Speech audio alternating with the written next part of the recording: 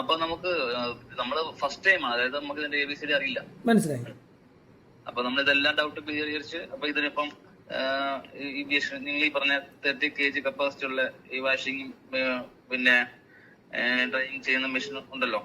അതെ, അത് ഞാൻ പറഞ്ഞെന്ന് മാത്രമേ ഉള്ളൂ. പക്ഷെ നിങ്ങൾക്ക് അതാണോ സൂട്ടബിൾ എന്നുള്ളതിനെ കുറിച്ച് ശരിക്കും സ്റ്റഡി ചെയ്യേണ്ടതുണ്ട്. നിങ്ങളുടെ ലൊക്കേഷൻ, നിങ്ങൾ ആര് ചെയ്യുന്നു, ഒരു ദിവസം എത്ര പീസ് വരുന്നു, എത്ര ബെഡഡ് ഹോസ്പിറ്റലാണ് ചെയ്യുന്നത്, ഹോസ്പിറ്റലാണെങ്കിൽ എത്ര ബെഡഡ് ആണ്, ഹോട്ടലാണെങ്കിൽ എത്ര റൂംസ് ആണ്, അതിൻ്റെ അത് ഏത് കാറ്റഗറി ഹോട്ടലാണ്, ഓയോ റൂംസ് ഉണ്ട്, 2 സ്റ്റാർ ഉണ്ട്, 3 സ്റ്റാർ ഉണ്ട്, 4 സ്റ്റാർ ഉണ്ട്, 5 സ്റ്റാർ ഉണ്ട്, 7 സ്റ്റാർ ഉണ്ട്, 5 സ്റ്റാർ ഡീലക്സ് ഉണ്ട്, ഒരു റൂമിൽ നിന്ന് അവർ എന്തോരം ലിനൻസ് ഔട്ട് തരും, ഇതെല്ലാം വലിയൊരു കാൽക്കുലേഷൻ ചെയ്യുന്ന ഒരു സെക്ഷനാണ്.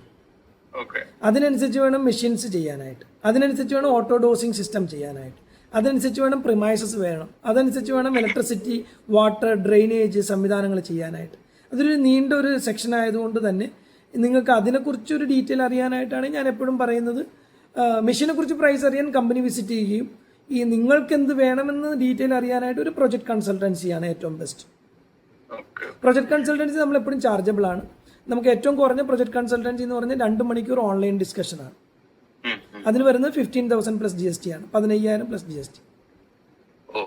അത് നമ്മൾ അടച്ചൊരു ഓൺലൈൻ ഡിസ്കഷൻ എടുക്കുക. ഇനി ഇതല്ല, നിങ്ങൾക്ക് ഇതിനെക്കുറിച്ചൊന്ന് കണ്ട് മനസ്സിലാക്കി ഇതിനെക്കുറിച്ചൊരു ഡീറ്റെയിൽസ് അറിയാനാണെങ്കിൽ കമ്പനി വിസിറ്റ് ചെയ്താൽ മതി. ചേർത്തല പൂച്ചാക്കൽ എന്ന് പറഞ്ഞ സ്ഥലത്താണ് കേരളത്തിലെ നമ്മുടെ സെക്ഷൻസുകളെല്ലാം ഉള്ളത്.